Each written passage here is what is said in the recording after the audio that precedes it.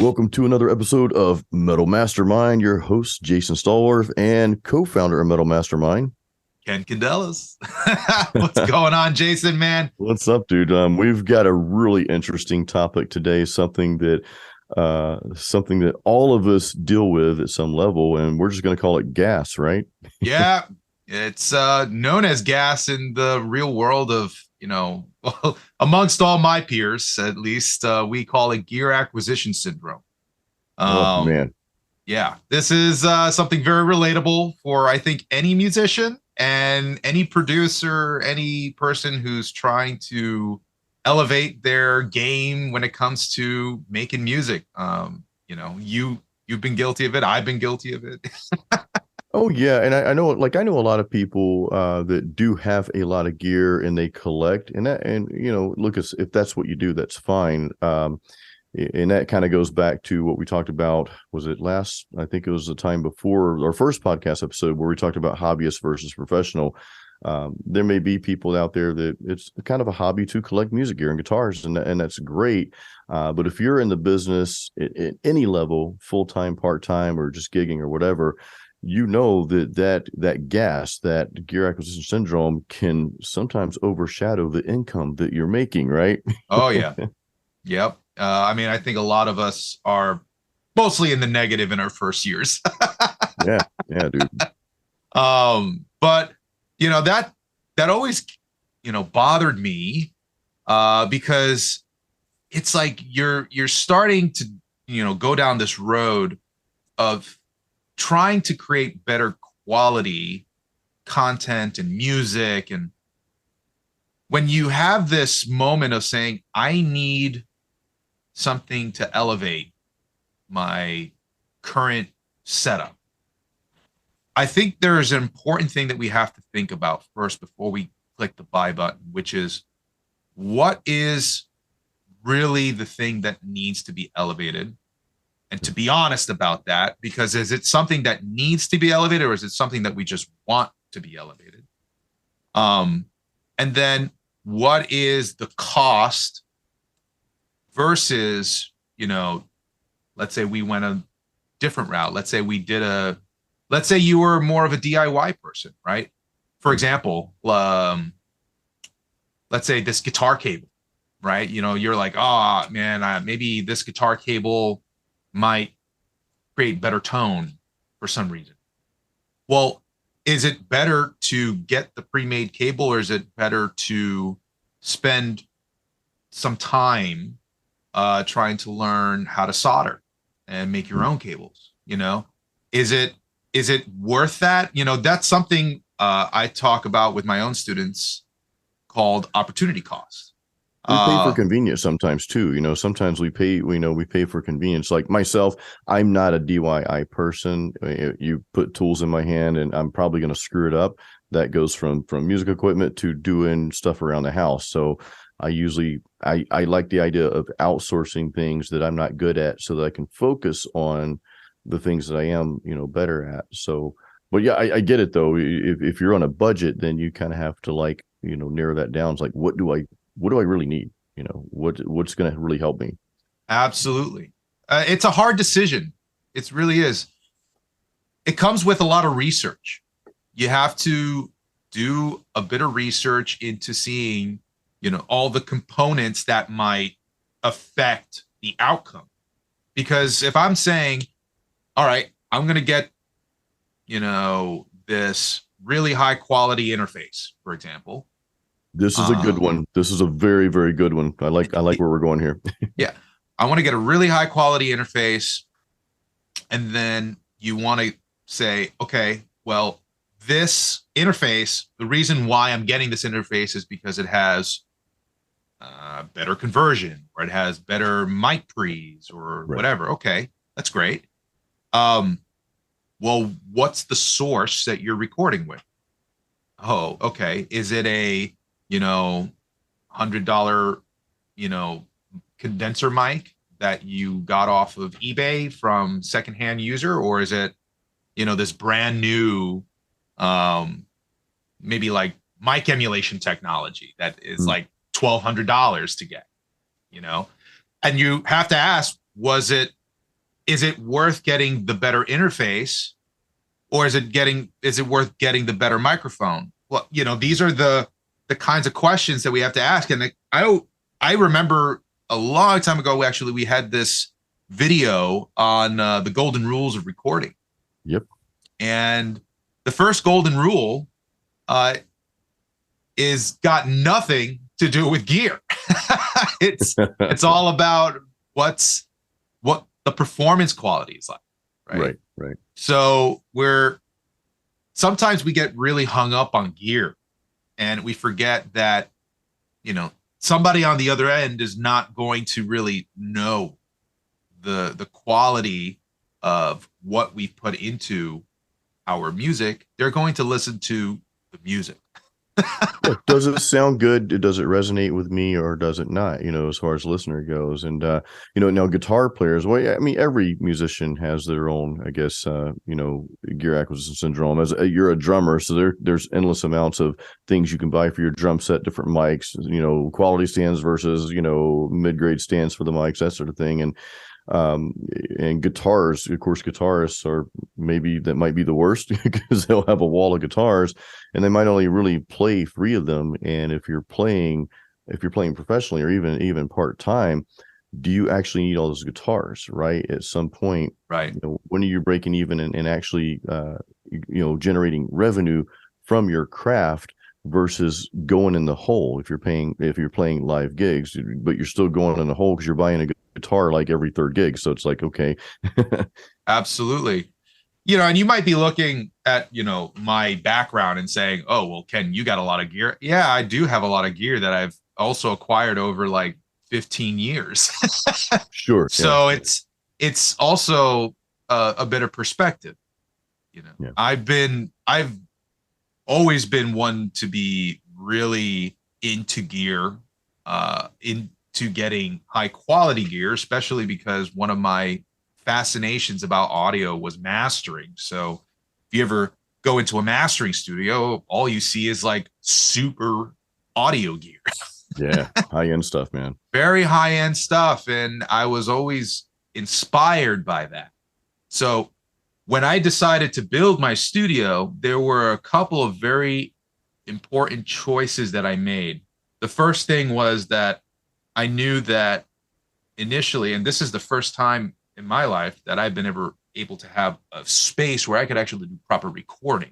Yeah. So every time before then has always been a situation of figuring out how can I get the best listening experience, because I knew that I wasn't going to be able to make the best recording experience. So if I could work with just, can I listen to my mixes properly? That's my starting point. And it starts with the room.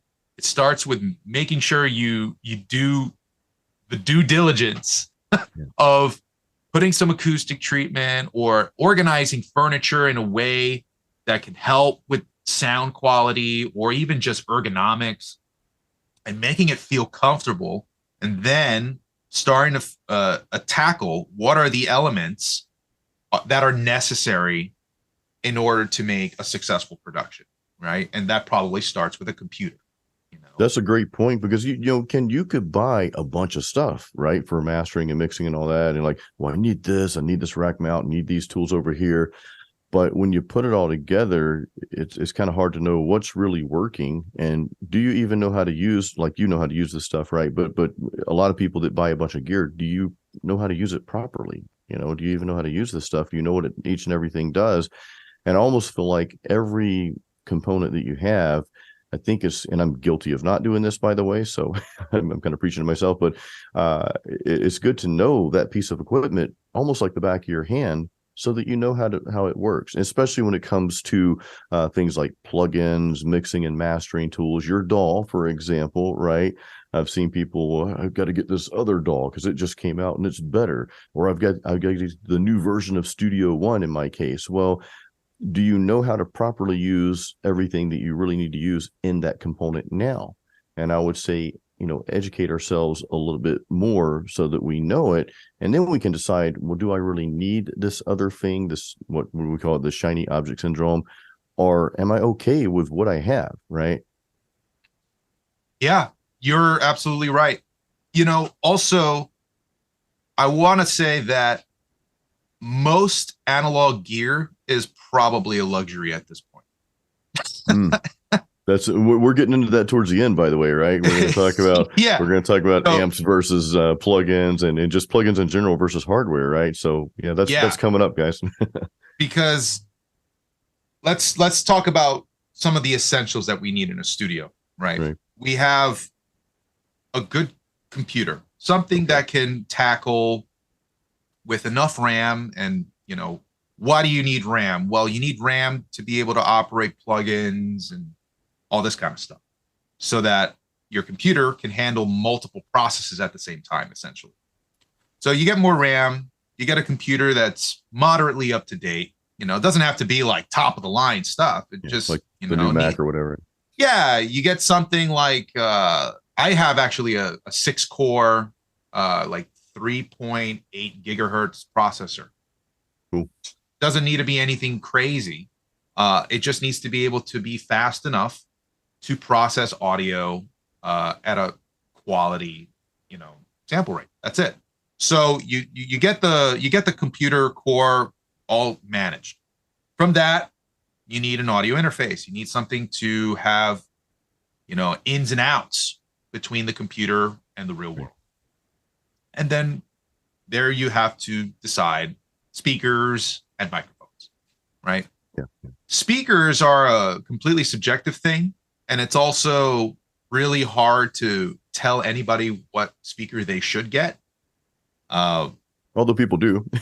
they do, and but everybody has their own objective opinion, Right. right? Yeah. And it all depends on how much experience you have with speakers in order to be able to give some, sound advice, unintended, um, on this kind of stuff. So it took me, buying from a whole bunch of, different manufacturers over the years to kind of find out what I like.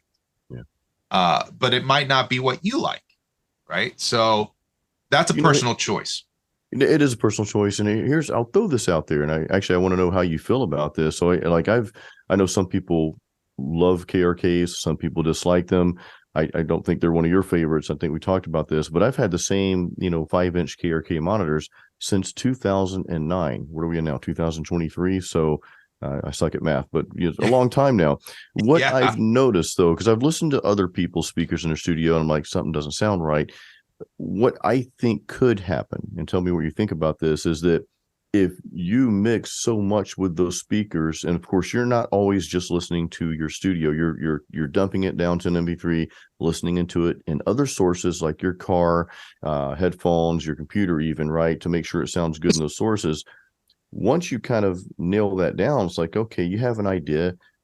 You become used to your monitors, whatever monitors they may be. Is that a thing, as opposed to like, well, I need to upgrade every year or every 2 years when the latest and greatest comes Oh, out? 100%. Yeah. You have to, well, back to the mastering engineer thing for a moment. Yeah. One of the things about a mastering engineer is they are deathly afraid of changing their speakers. Oh yeah, I bet, dude. I bet. You're so part of being a mastering engineer is you're so accustomed to what you're hearing, every single tidbit and pro and con about the speaker that you have in your room and all the acoustics and how it sounds. So the moment you change your speakers, even changing the placement of your speakers, you've now completely removed any knowledge of what your mix sounds like. Oh. Because you are listening in a completely different environment or in a different new way. So that's really important to understand, because it's not about the quality speaker that you have, although that can help. It's all about how well do you know what you're listening to. Yeah, how you interpret that, right? So you have to really, that's why I say, get something that you like, but you have to just spend time with it and listen. One of the things that I'll say this, and this actually comes from our one of our courses, Metal Producer Overlord mixing series.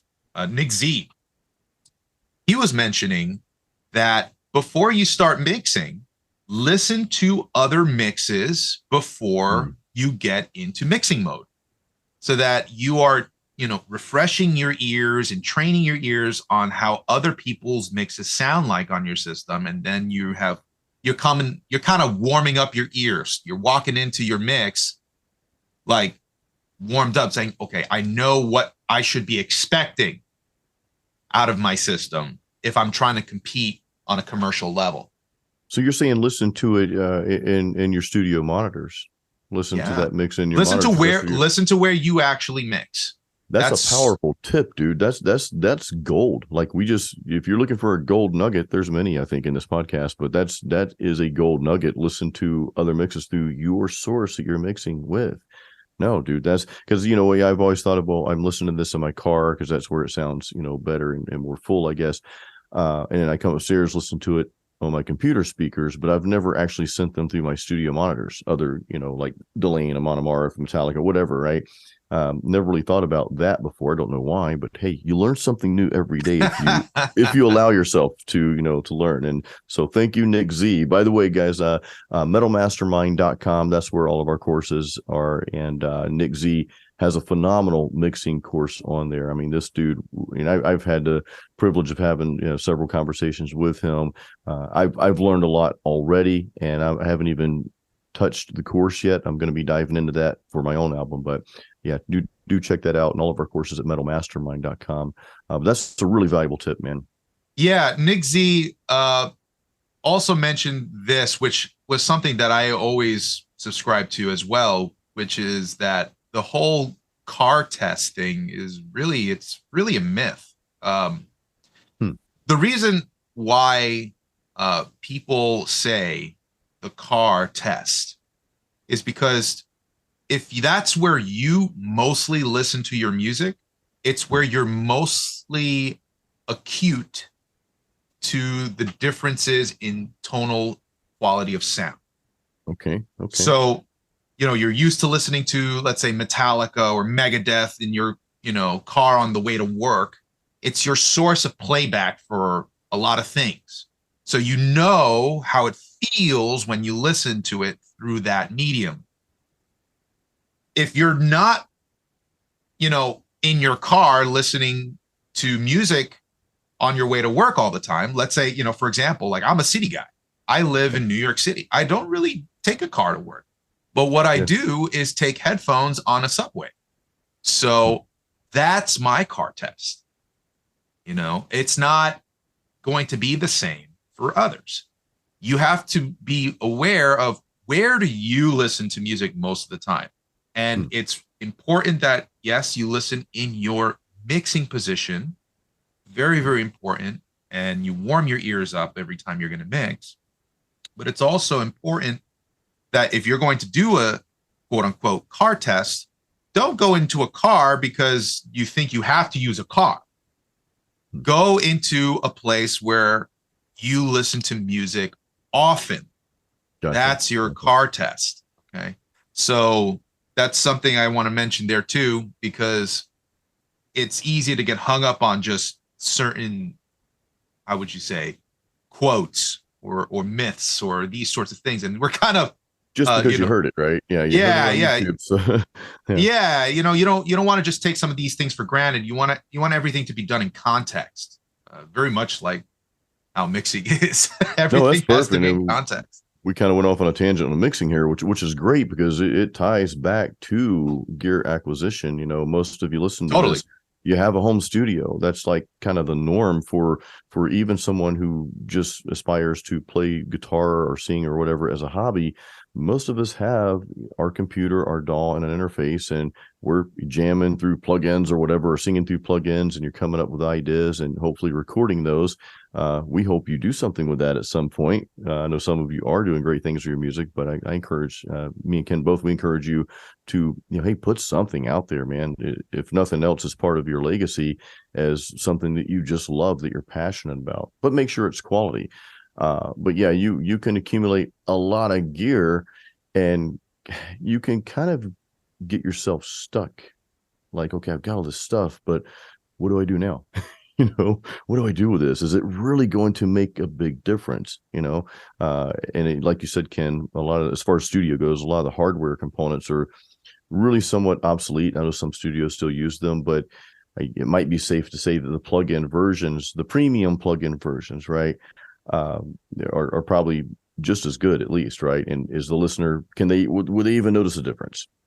Well, I think it's all in the intention. So if you're buying a plugin, which is very easy to do because many times the plugin is like, it could be like $29, and then you're just like, okay, it's small enough for me to just click the buy button. And Right. If your immediate thought is, I don't know how it might help me, but I kind of want it, you should probably stop for a second. Just because it has, like a pretty interface, or it emulates, this one piece of gear that maybe you've never touched in your life. Hmm. That's a thing, which is something very curious that I've noticed, that how plugins have kind of changed over the years. And I feel like we're at a point where digital technology, I think, has successfully recreated many pieces of hardware equipment. Yeah.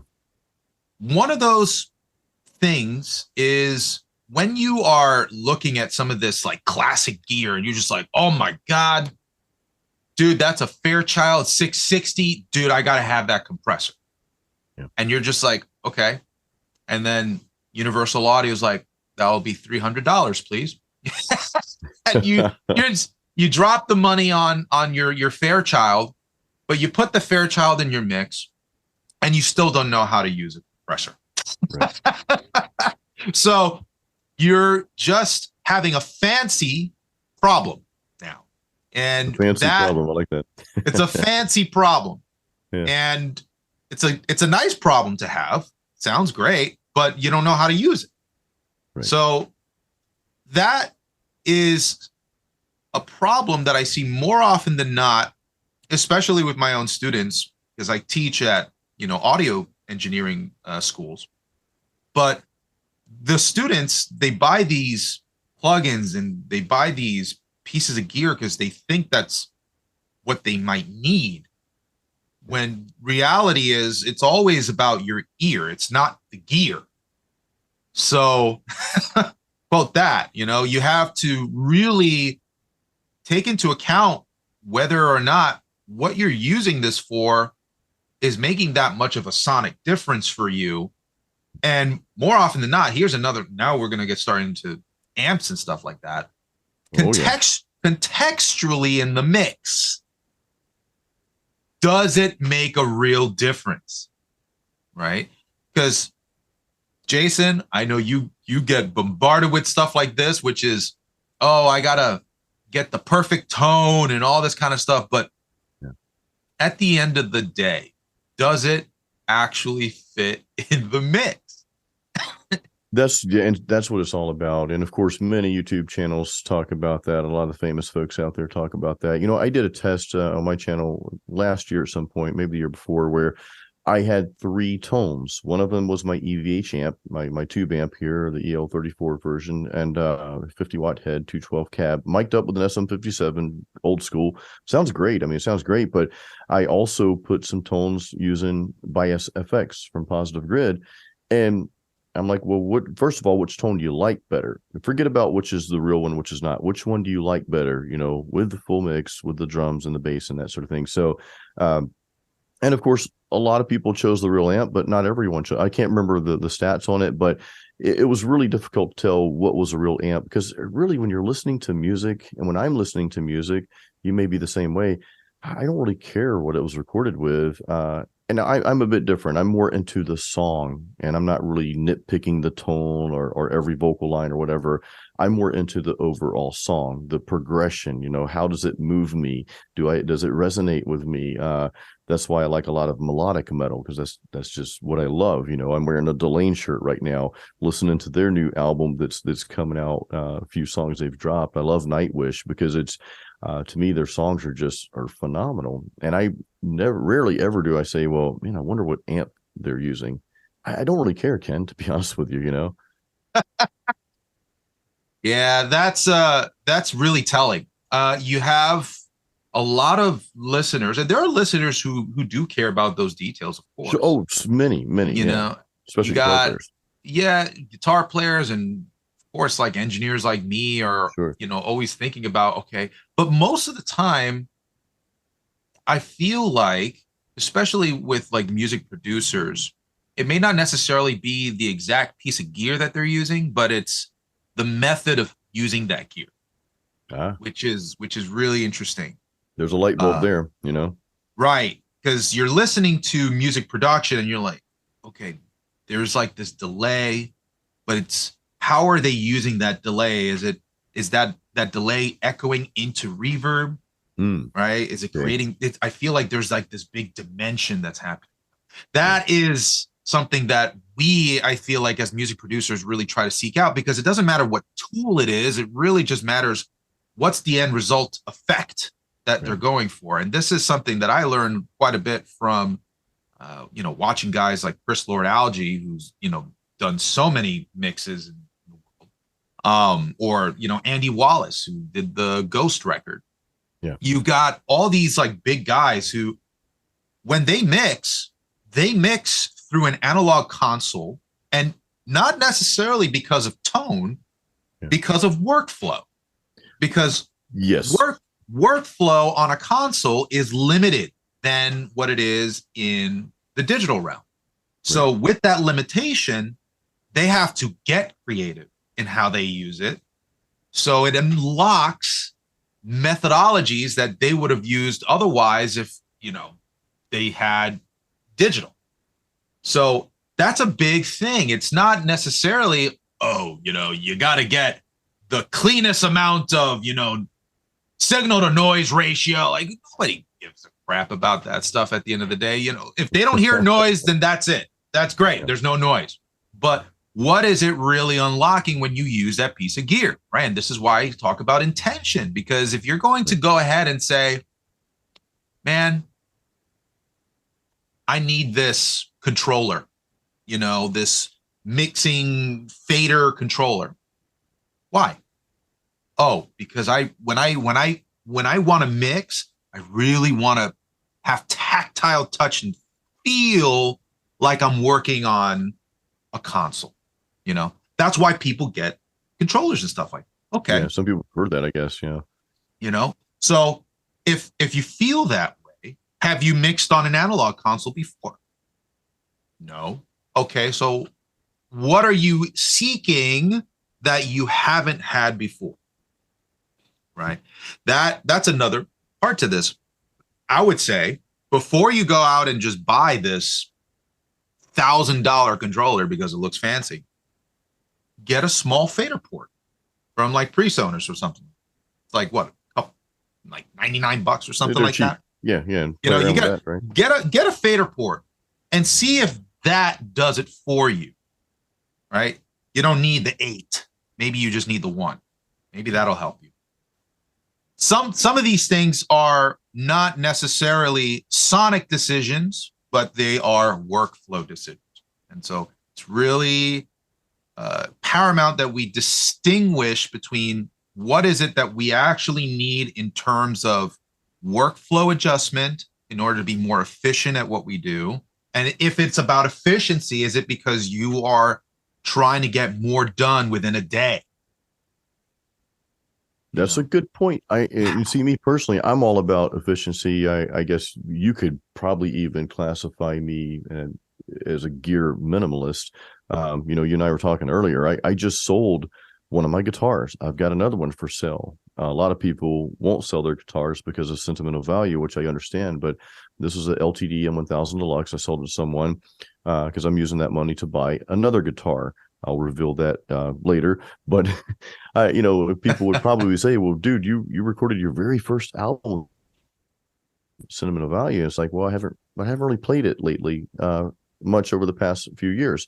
I used to play it all the time, but I'm playing my Ibanez more and a couple other guitars. So I don't necessarily need a wall of 20 guitars that's just going to sit there that I have to maintain and change the strings, that many strings, because just sitting on the wall, well, the strings are, you know, they're going to go bad at some point, right?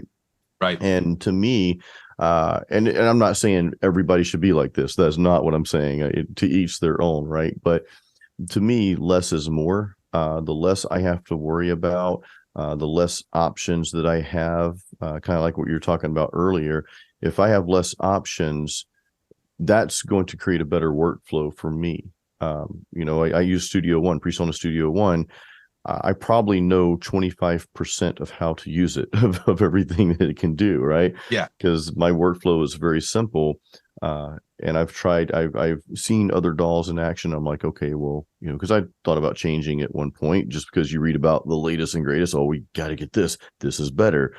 Is it really better? You know, so I've stuck with something that's kind of a simplified workflow, because you made that point a few times, and that's a valid point. If you got all the bells and whistles, but your workflow's all over the place and you just can't figure things out, and it becomes a chore to record and mix every time you sit down in your studio, I think you got to kind of back up and take a look at everything again. Yeah. Yeah. Everything has to be done with intention, man. You can't Yeah. just buy it just because you want it. I mean, that's nice if you got it. Sure, sure. So, but like there are so many people that I see out there that have a lot of gear, and have no real knowledge of applying that gear. And you know, you start questioning like, how did this happen? So, you know, for me, I don't own any analog processing gear in my None. studio. No, Wow, dude. I It's all I plugins. only have I only have plugins. I'm blessed that as an educator, I have access to manufacturers and their plugins, but the interface that I have is an Antelope Mhm. Orion Studio. That's my main interface, and it's my centerpiece to doing everything that I need to get done here in the studio. That's awesome. The rest of it is just how do I tackle my mix, and it's an orchestral mix, right? I do cinematic metal, Homeric. Yours is And complex, dude. yeah, Yeah. even having like such a complex project like that is Yeah. going to, I don't even use hardware for that. Wow. Wow. The only hardware I've ever used was recording on the input, which I did with the drums at a studio that I like to record at. So, that was my decision. So I go in there, and that's the thing too. You don't necessarily need to have all the bells and whistles at your home.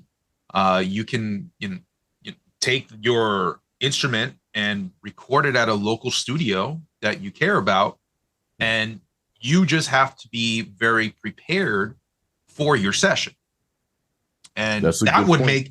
that make you a better musician too, Oh, because you're under now pressure. You're paying for it, right? So you're it's like, paying for it. You have yeah. time. That's time is not on your side, so you have to No, dude. make sure that time is money. Everything is as it needs to be. Like, you have to be efficient at what you're doing. You have to minimize the amount of obstacles between you and your creativity. So one of the things that I really liked about when I was at one of my internships, I had the opportunity to record Alex Skolnick and his Oh man. planetary planetary coalition album, which was this like ethnic music sort of Yeah. adaptation that Skolnick did a long time ago. That It dude's was, amazing too, man. I love his style, love his playing. oh my gosh. And one thing that I remember was Alex Skolnick was so efficient at communicating to his musicians Yeah. to the point where they, no lie, recorded probably like 10 takes of every song because they were just so good at Man. it. They were like, okay, let's do this, record this. Man, that felt really good. Let's do it again. Record it again, record it again. yeah, let's just adjust one thing over here, but let's play it again. Da, da, da, da, da, da, da. And these are like complex pieces, Yeah. really like technically hard. And you can see it in the musicians' faces, over time they're getting pushed to their limit because Get a little worn down, right? Yeah. Skolnick, and he's a beast, man. He'll just the whole time he'll know with precision how to tackle his instrument. Yeah. And you just don't see it on Skolnick's face if he's tired at all. He could play all freaking day. And that's exactly what he was doing. He was playing. Yeah. It wasn't like he was struggling to get this right. He already knew what he needed to do. What he was paying attention to was when he was playing the song, were the vibes with the band coming to life? Was it really locking in on an emotional level during that recording session? Yeah. And every one of those takes on that album is pretty much a one taker. Wow, he just decided he wanted to play more because he could. Now, So in that case, would you say that, of course, you're in a professional studio, so they probably got all the gear and then some. But in a case like that, it goes back to what you mentioned in the beginning with the golden rules of recording, or with your performance being number one. So yes. they were putting on a stellar performance, which makes your job a lot easier. Oh yeah. But I think if you focus on that, you have to have the gear, right? But do you need all the bells and whistles? Like, what do you actually need to capture that stellar performance? Is having the expensive stuff really going to give you an advantage over something that's maybe middle of the road? If especially if you don't know how to use the I guarantee you, Jason, if that was recorded with a Focusrite 18i20, whatever they are, with simple with interface, with the 8 inputs. No fancy processing on it whatsoever, and you had just a couple of Shure microphones just placed right where they needed to be. The sweet spot. I think you wouldn't have even cared. To be honest, because the part of recording is you get the right performance, you have the right instrument. That's right. That's even before you get even a microphone, and you have the right environment. So those three, if I recorded in a similar room that had nice acoustics, everybody had the proper instrumentation to fit the song, and then you had the best performances on the planet for those songs. The next thing is the microphone itself. So, and more importantly than getting, this has to be a tube or this has to be a solid state, you're more thinking, okay, what's the polarity pattern of this microphone? Because if I have, let's say, an Omni mic, and this tabla player is playing, right across from the guitarist, you're going to hear the tabla in the microphone too. Oh, yeah, right? True, yeah. Because it's picking up all around you. So it's not necessarily, you got to get the tube mic, even though tubes sound great. It's all about proper microphone placement, which is right after the microphone that you choose. So these are the types of things that you have to think about that don't necessarily pertain to dollars.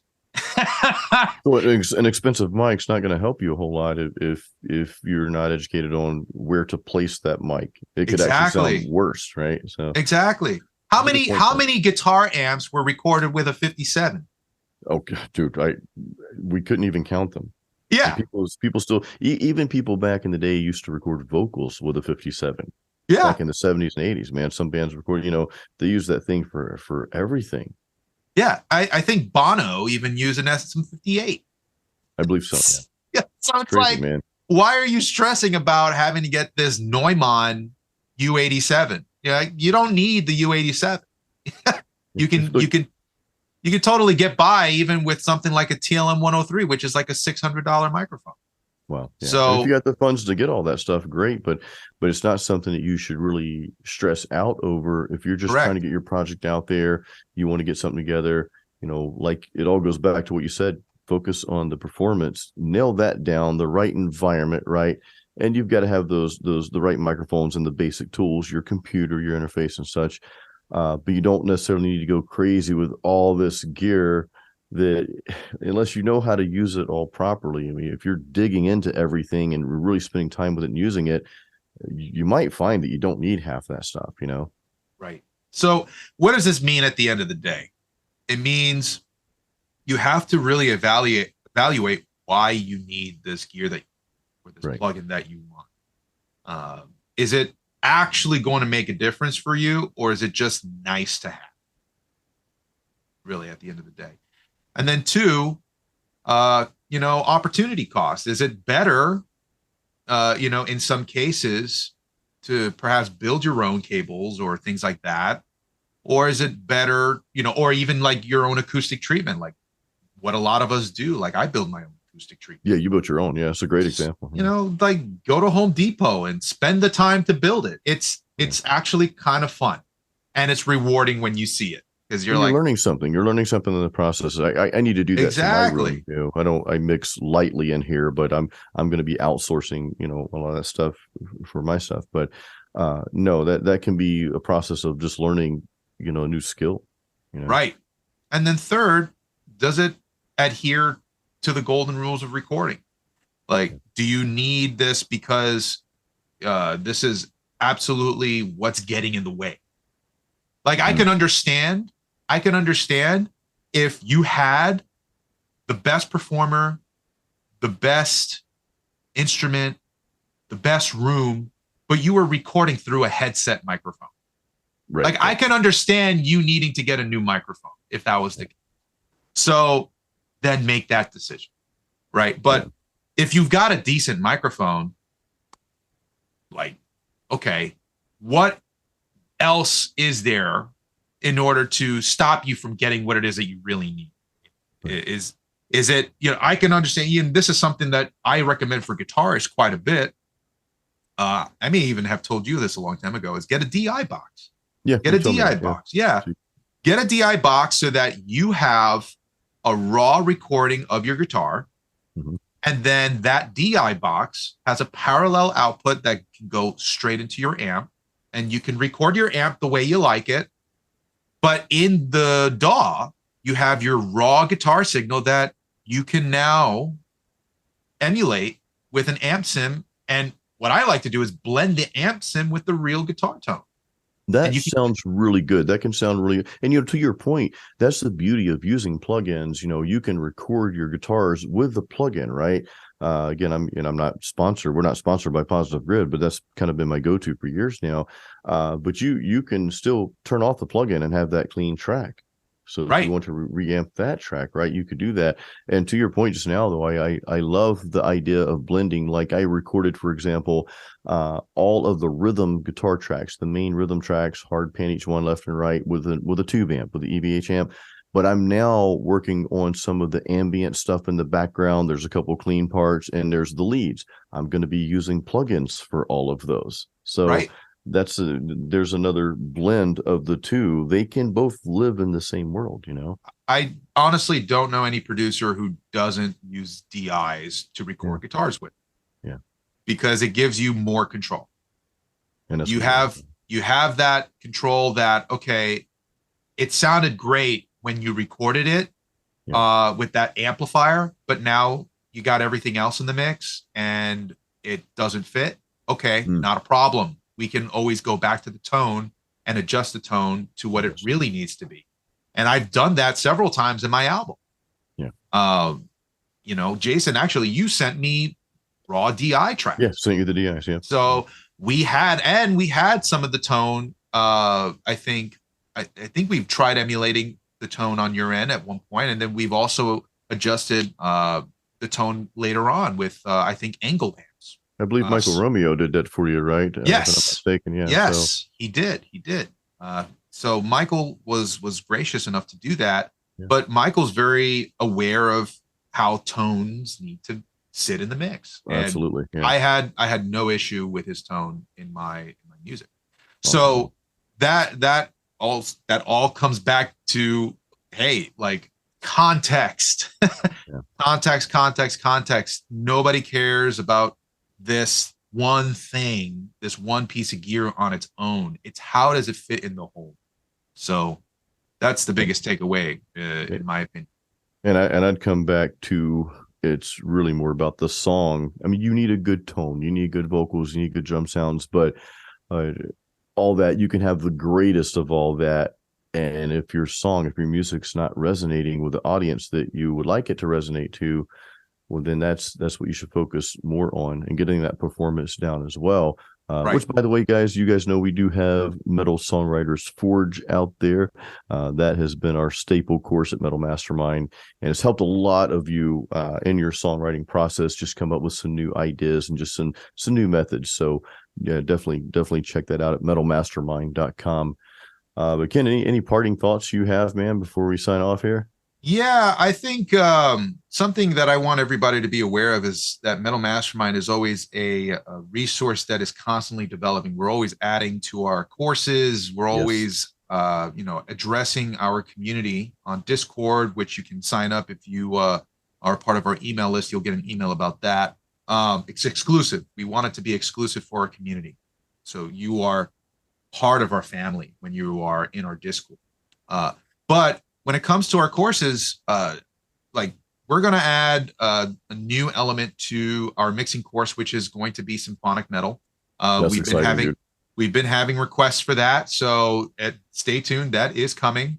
Yeah. I know Jason here is actually adding to metal music theory. He's going to add a guitar element to metal music theory, which is going to be really, really helpful for you guitarists out there. Yep, So that's coming soon. I'm working hard on that. I'm hoping to get that out sooner than later. we But I'm yeah. Yeah, we've just got so much coming down the pipeline, and I want you guys to be aware that, when you buy our course, it's a one-time fee, Yeah. but it is a forever guarantee that you will have upgrades and updates, and Metal Mastermind is there to do it for the metal community. So let us be your resource, and don't get too caught up with the little things. Try to think about the bigger picture. No, it's good stuff. So, guys, head over to metalmastermind.com. I hope you guys enjoyed the podcast. And remember, always create your own sound and style.